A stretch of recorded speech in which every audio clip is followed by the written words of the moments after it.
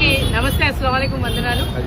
ఈరోజు మన ప్రియతమైన నాయకులు వైఎస్ జగన్మోహన్ రెడ్డి గారి ఆదేశాల మేరకు రాష్ట్రం మొత్తం కూడా 175 నియోజకవర్గాల్లో మరి కోటి సంతకాల సేకరణ కార్యక్రమం ఎలాగా మొదలుపెట్టి సక్సెస్ఫుల్ గా చేస్తున్నాము, అలాగే ఈరోజు ఈ ప్రైవేటీకరణ చేస్తున్న మెడికల్ కాలేజ్ ని ఆపాలని చెప్పి ర్యాలీ మరి రాష్ట్రం మొత్తం కూడా నిర్వహించడం జరిగింది.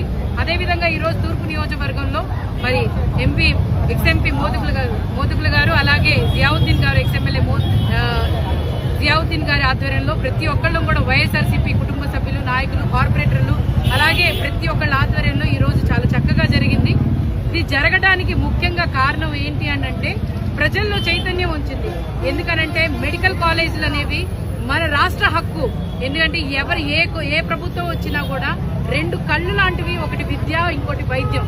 దీన్ని జగన్మోహన్ రెడ్డి గారు చాలా చక్కగా కాపాడుకుంటూ వచ్చి ఈ రాష్ట్రానికి ఇంకా మెరుగైన వైద్యం, విద్య ఇవ్వాలని చెప్పి ఆయన ఎన్నో సంక్షేమ పథకాలే కాదు ప్రతి ఒక్క సామాజిక వర్గానికి మంచి చేస్తే ఈ కూటమి ప్రభుత్వం వచ్చిన తర్వాత దాన్ని నిజంగానే ఎక్కడ కనిపించకుండా విద్య అనేది నిజంగానే గాలికి వదిలేశారు ఇక్కడ ఉన్న మినిస్టర్ గారు, లోకేష్ గారు.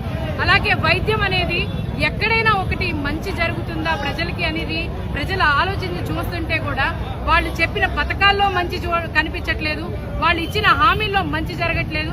అలాగే వైద్యపరంగా రేపటి రోజు మరొక కోవిడ్ లాంటి ఏదైనా మహమ్మారి వచ్చినప్పుడు మమ్మల్ని ఆదుకునే వాళ్ళు ఎవరు? ఎందుకంటే జగన్మోహన్ రెడ్డి గారి హయాంలో ఏ విధంగా ప్రతి ఒక్క చోట కూడా గవర్నమెంట్ కాలేజీలు కానీ ఎక్కడ పెడితే అక్కడ కోవిడ్ సెంటర్స్ పెట్టి ఎంత చక్కగా చూసుకొని వచ్చారు. కానీ ఇప్పుడు ఉన్న కూటమి ప్రభుత్వం నిర్లక్ష్యం వహించి వైద్యం పట్ల ఎక్కడా కూడా వాళ్ళకి శ్రద్ధ అనేది లేకుండా ఏ విధంగా గాలికి వదిలేశారో మనందరం చూస్తున్నాం.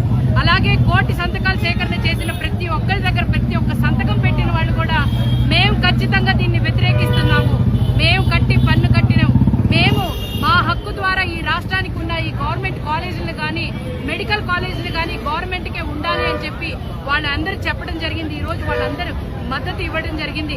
ఖచ్చితంగా మీరు ఇది విరమించుకోండి, లేకపోతే ఇంకా ఉధృతంగా మీ రాష్ట్రం మొత్తం కూడా మళ్ళీ ఇంకొకసారి మీరు చేయకపోతే మాత్రం, ఇది మీరు వెనక్కి తీసుకోకపోతే మాత్రం మేము ఉధృతం చేసే పరిస్థితి ఉంటుంది.